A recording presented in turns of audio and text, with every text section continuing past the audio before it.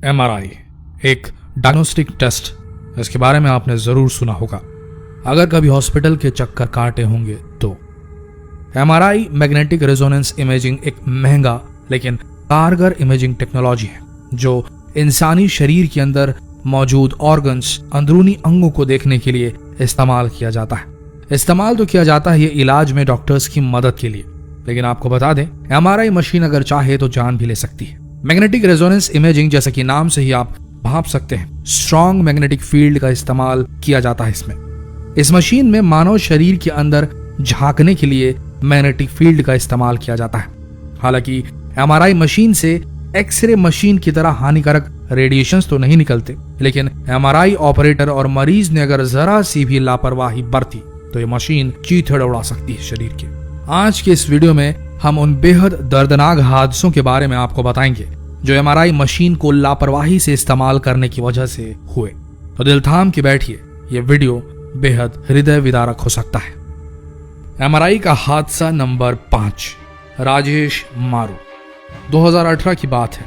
राजेश मारू अपने एक रिश्तेदार से मिलने के लिए मुंबई के नायर हॉस्पिटल गए थे। उनके परिवार ने बताया कि हॉस्पिटल के एक स्टाफ ने राजेश को ऑक्सीजन सिलेंडर एमआरआई रूम तक ले जाने के लिए कहा। उस व्यक्ति ने यह आश्वासन दिया कि एमआरआई स्कैनर अभी बंद है, लेकिन दुर्भाग्य से ऐसा नहीं था। एमआरआई स्कैनर ऑन था। जैसे ही मारू सिलेंडर लेकर रूम में पहुंचे, एमआरआई मशीन ने उन्हें अपनी ओर जोर से खींचा, जिस कारण से सिलेंडर जिसमें ऑक्सीजन भरी थी और एमआरआई मशीन में बहुत तेज टकराव हुआ और ऑक्सीजन सिलेंडर फट गया। उससे लिक्विड ऑक्सीजन बहने लगी जो राजेश के शरीर के अंदर चली गई। उसे तुरंत इमरजेंसी रूम में ले जाया गया, लेकिन 10 मिनट बाद उसकी मृत्यु हो गई। इस घटना के बाद लापरवाही के लिए उस हॉस्पिटल पर केसेस हुए और मुआवजा दिया गया। एमआरआई का हादसा नंबर 4, एमआरआई और बंदूकें। बात सन 2013 की है। एक पुलिस ऑफिसर अमेरिका में इलिनॉइस के ग्रामीण इलाके में एक मेडिकल बिल्डिंग में चोरी की जांच कर रहे थे।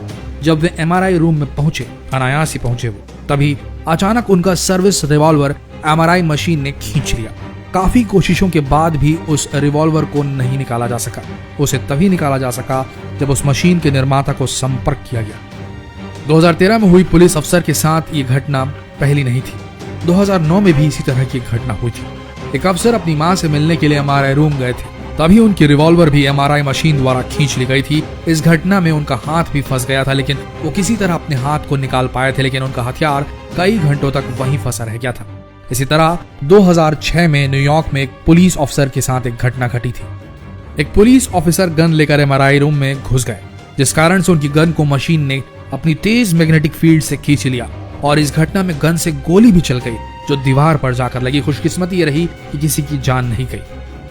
एमआरआई का हादसा नंबर 3, डेन महोनी। डेन महोनी एक 79 साल के बुजुर्ग थे जो न्यूयॉर्क मेडफोर्ड के रेडियोलॉजी सेंटर में बुरी तरह से घायल हो गए थे। डेन महोनी के बेटे के अनुसार वहां के लोगों ने बताया था कि एमआरआई रूम में मेटल की वस्तुएं ले जाना बहुत खतरनाक है, लेकिन किसी ने भी डेन महोनी के मेटल वॉकर को, वो वॉकर लेकर चलते थे, उसे रूम के बाहर रखने के लिए कहा ही नहीं। सब ने डेन महोनी के उस वॉकर को नजरअंदाज कर दिया, भूल गए, लापरवाही कर दी। फिर क्या था, जैसे ही महोनी एमआरआई रूम में प्रवेश करते हैं, उनका मेटल वॉकर सीधा छूटकर मिसाइल बन जाता है और मशीन में जा चला जाता है और वो बुरी तरीके से गिर जाते हैं, जिस कारण से उनके सिर पर बहुत गंभीर चोट आती है। 2 दिन बाद उन्हें दिल का दौरा पड़ता है और ठीक 2 महीने बाद उनकी मृत्यु हो जाती है। बाद में महोनी के परिवार को उस हॉस्पिटल द्वारा मुआवजा दिया जाता है।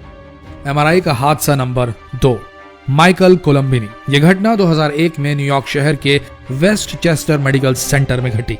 माइकल कोलंबिनी 6 साल का बच्चा था जिसके ब्रेन में एक ट्यूमर था और उसकी हाल ही में सर्जरी हुई थी और सर्जरी की प्रोग्रेस देखने के लिए, जो हीलिंग हुई थी उसको चेक करने के लिए एमआरआई कराने की नसीहत दी गई थी। सर्जरी होने के बाद उसे एमआरआई रूम में ले जाया गया ताकि उसकी जांच हो सके। जैसे ही एमआरआई मशीन को चालू किया गया, तभी वहां पर एक ऑक्सीजन सिलेंडर रखा हुआ था जिसे एमआरआई मशीन ने 20 से 30 फीट प्रति सेकंड के हिसाब से तेज गति से खींचा। वो सिलेंडर उस बच्चे के सिर पर जोर से जाके लगा, जिस कारण उसके सर पर कई फ्रैक्चर आए। उसके मस्तिष्क को काफी चोटें पहुंची। उस बच्चे ने दम तोड़ दिया। एमआरआई के हादसा नंबर 1, मुंबई का हादसा।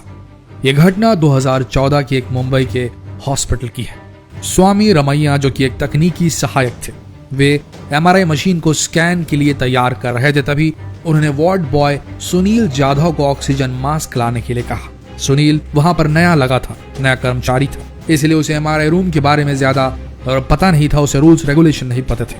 लेकिन सुनील को सुनने में गलती हुई कि ऑक्सीजन मास्क लाना है या ऑक्सीजन टैंक।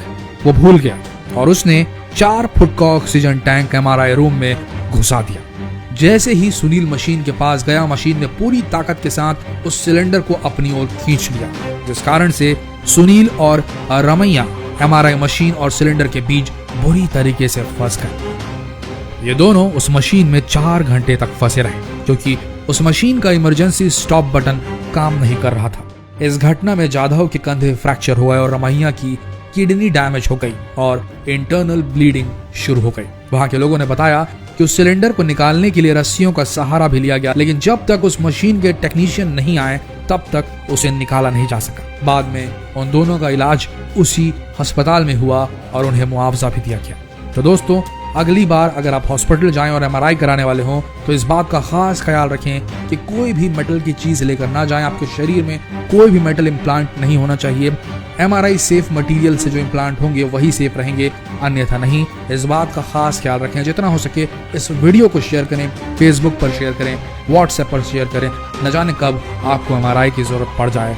तो मिलते हैं अगले वीडियो में, तब तक के लिए बने रहिए हमारे इस दिलचस्प पेज के साथ, जिसमें आने वाले दिनों में कुछ बहुत ही रोचक वीडियोस डलने वाले हैं। तो अभी फॉलो कीजिए इस पेज को। धन्यवाद।